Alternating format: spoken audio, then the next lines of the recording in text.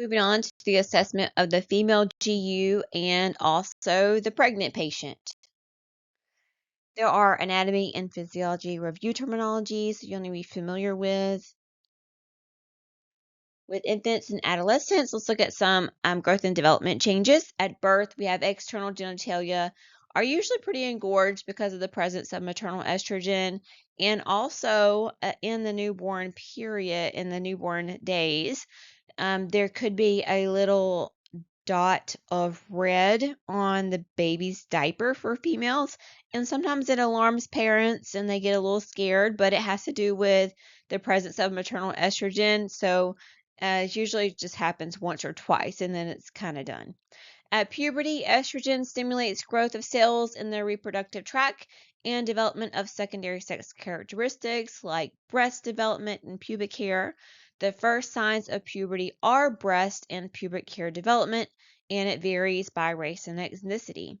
The menarche occurs during the later half of the sequence, just after peak of growth velocity, and average age of onset is around age 12.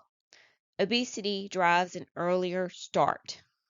Ovaries will now become in the are now in the pelvic cavity. In the pregnant woman, we see the greatest change in the uterus size, of course. It increases in size and shape, becomes an abdominal organ with advancing gestation.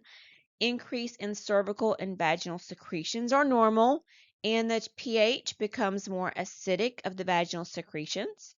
We have an increase in glycogen, which increases the risk for candidiasis infection. So, pregnant women could have often yeast infections. Don't forget to take good care of our sexual identity patient so women who have sex with women, the LGBTQ communities, transgender. We also need to make sure we are identifying gender assigned at birth so we can appropriately screen for HPV, cancers, breast cancer, cervical cancer, all still needs to be done. So, myths and misconceptions is that the risk for HPV is the same as heterosexual partners and they may avoid screening, but that is not true. Women who have sex with women are still at risk for HPV. It's the same risk for same sex partners. The risk for cancer is still there if there are ovaries and uterus and cervical and vaginal areas are still present. Anyone who is a female can have cancers along any of the female organ parts. And then cervical screening guidelines still exist even if we have a woman who identifies as a man. In the aging woman, we have menopause, which describes the cessation of menses of around age 50. It is technically termed this when the woman has lost her menstrual cycle for at least 12 full months. And before that period, we call it perimenopause. And perimenopause can have some of the hormone fluctuations when our estrogen starts to dip low and causes a fluctuation in hormones. So, a decreased hormone production of estrogen brings about physical changes as well, ovary atrophy as well as clitoral atrophy. Uterus relaxes, muscles weaken, the cervix shrinks, becomes pale, the vagina shortens, narrows, less elastic, becomes dry. Um, and then we have pubic hair, which becomes more sparse. The labia and clitoris shrinks, decreased vaginal secretions and lubrication, and shorter durations of orgasm, but it does not affect sexual pleasure and function. Well, I suppose that is individualized for each patient. And then women age 65 and older can choose to stop having cervical screening. So that is not necessary anymore after age 65. Cervical cancer varies across different races and geographical disparities. So, Black women have a higher cervical cancer incidence rates and lower relative survival rates than white women. Factors leading to this occurrence are the stage of diagnosis, when they're actually being diagnosed, access to care, patient refusal of care, inappropriate physician recommendations, or poor health, and presence of comorbidities like diabetes and high blood pressure.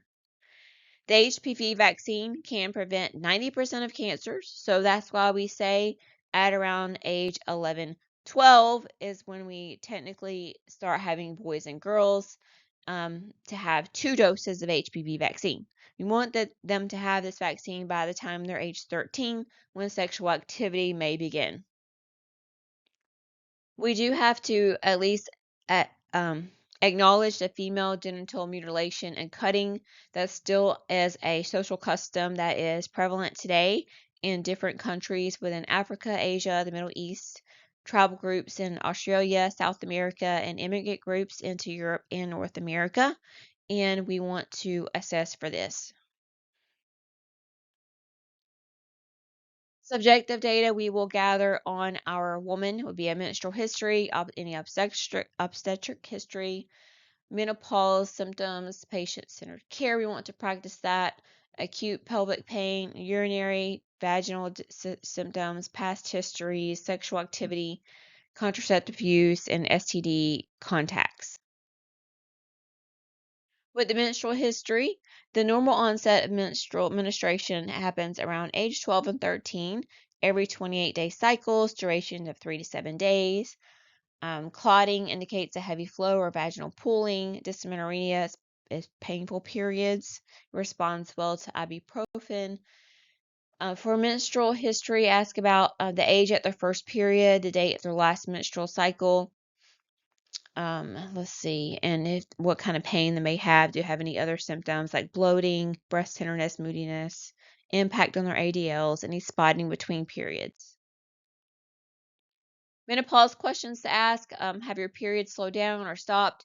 What are the associated symptoms like hot flashes, night sweats, or the main ones? Numbness, tingling, headache, palpitations, sweats, mood swings, vaginal dryness, itching. They can have they can do hormone replacement therapy. Over the counter stuff can be fairly ineffective for treating menopausal symptoms. And we want to ask about their feelings about going through menopause. Position for a pelvic exam would be lithotomy, positioning with the feet on stirrups and the pelvic or the hips would be basically hanging off the end of the bed. Okay, so this raises the vaginal canal and cervix up so that when the examiner puts in the instruments that they can see the cervix easily. Make sure you have your patient empty their bladder first before getting them on the table and positioned, and you want to cover their knees and then cover the middle part until it's time to expose. But you want to keep the sheet down so you can see the patient's face, and that would be an appropriate positioning that you can see the patient's face during the exam.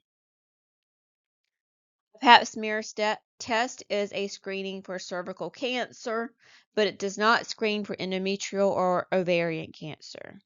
We do not get this during the period or if there is infection present.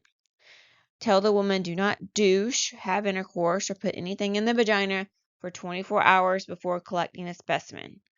Obtain the pap smear before you do other specimens so you don't disrupt the cells. So this is a nulliparous is a woman who has not had children. We usually be very a small little dot, and then someone who has had children will have a slit appearance to their cervix, and then a patient who is pregnant may have a bluish tint to their cervix called a Chadwick sign. During adolescent time, girls have special needs during their genitalia exam. We want to examine her alone without the mother present because we need to maintain privacy and confidentiality with our teen patient. We want to allow appropriate time for health education and discussion about the puberty progress, and we want to assess any questions that the adolescent may have, and also to assess for sexual intercourse. So you want to obtain basically the same kind of information. And then we start pap smears when intercourse begins. Health promotion. We want to make sure we do HPV vaccination, complete that series. Preparation for possible sexual activity. So we're going to teach about different types of birth control options. Provide information on how to prevent unwanted pregnancies and STIs. We're going to talk about use of drugs and alcohol, physical safety and family and sexual relationships, cyberbullying and bullying behaviors. External abnormalities that you may see in the female would be lice, herpes simplex virus, syphilis cancre, which are sores of syphilis, red rashes from contact dermatitis, HPV warts, urethritis, so redness around the urethra, and presence of UTI issues. Just be familiar with some of the abnormal terms, cystocele, rectocele, what these are, uterine prolapse. A bluish cervix diagnosis is a sign of pregnancy, Chadwick's sign. HPV, polyps, we have symptoms of cervical cancer, types of infections that could be present. With pediatric genitalia, and ambiguous genitalia means they have female and male characteristics of their genitalia. And now let's take a look at the pregnant woman. So you don't need to know a whole lot about pregnancy things for health assessment because this will be going into depth here when we get to maternal and newborn teaching. So just in general, uh, the stages of pregnancy, first, second, third trimesters. In the third trimester, the uterine enlargement causes displacement of the heart to the left. Okay, and systolic murmur may be present in 95% of patients, and it's okay. So, key here is that in pregnancy, in the third trimester, a systolic murmur may be present, and that is normal, is from the increased volume of blood that they're carrying. They may have dependent edema and experience lordosis during this. During the second trimester, they may have some GI upset, uh, heartburn, that kind of stuff. Want to screen for gingivitis. We do measure the height of the fundus, and it's a really cool assessment. So you put one hand on the pubic bone, stretch your tape measure up to the top of the fundus, which is the top of the uterus during pregnancy, and this number of centimeters should equal the number of weeks pregnant that the patient is. So if we get 20 centimeters here, we should guess that the patient may be around 20 weeks pregnant. Changes during pregnancy and presumptive signs may be breast tenderness, fatigue. Probable signs are we can examine the uterus. Positive signs would be evidence of a fetus being in the womb. We'll do special screenings for genetic disorders when a patient is pregnant. This is mostly going to be done through blood work. So ask about, any known traits, maybe sickle cell traits or any known genetic diseases. We need to ask for that, ask about it.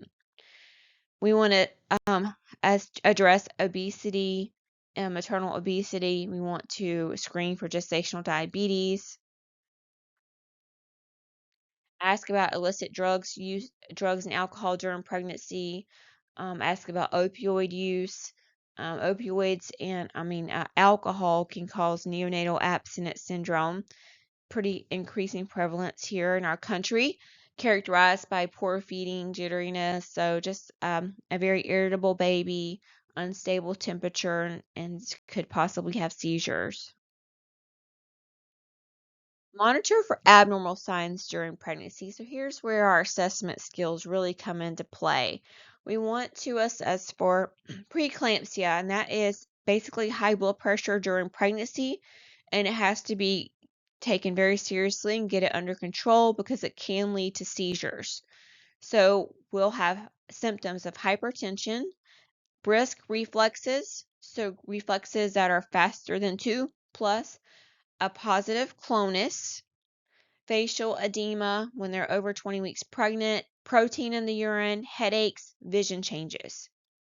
So definitely write down all the signs and symptoms of preeclampsia that you will need to be able to assess for.